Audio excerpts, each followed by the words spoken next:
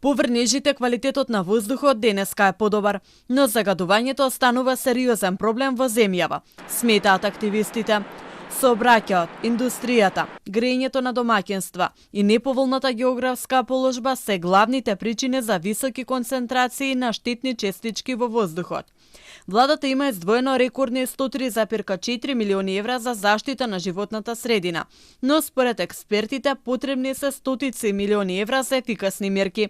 Тие најчесто треба да се насочат кон субвенции за еколошки печки, мерки за енергетска ефикасност и набавка на еколошки автобуси.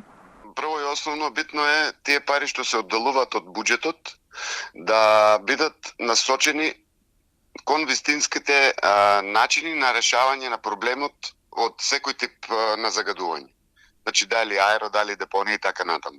Секако дека треба да се одделува пари од тоа и секако дека треба да се спроведуваат и до крај да се остваруваат замислените проекти на оние кои што се надлежни да го решаваат тоа. Најбитното е тие пари да го донесат учинокот и да видиме резултат од нив. Дополнително недостатокот на инспектори го загрозува надзорот врз аерозагадувањето.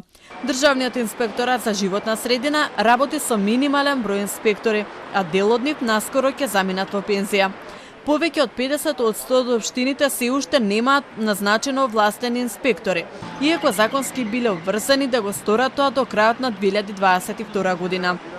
Последните законски измени ги стави инспекцијските служби под министерствата, но без посебен буџет. Иако проценките покажуваат дека се потребни барем 40 државни инспектори за да се покријат потребите на национално ниво. Одобрени нови вработувања за сега нема. Се намалува и така минималниот број на инспектори. Во текот на 2026 година ќе заминат во пензија уште тројца државни инспектори за животна средина. Државниот инспекторат за животна средина има 27 вработени, од кои 23 се инспектори, а 20 од нив заменуваат во пензија, како и 4 административни службеници. Државниот инспекторат во моментот нема одобрени нови вработувања и унапредувања од страна на Министерството за финансии. Според Светската здравствена организација, загадениот воздух е причина за илјадници предвремени смртни случаи годишно.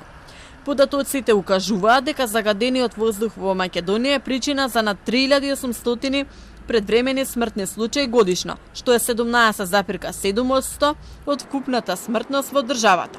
Долготрајната изложеност на ПМ честички го зголемува ризикот од респираторни заболувања, срцеви и мозочни удари. Загадувањето останува еден од најголемите здравствени ризици во земјава.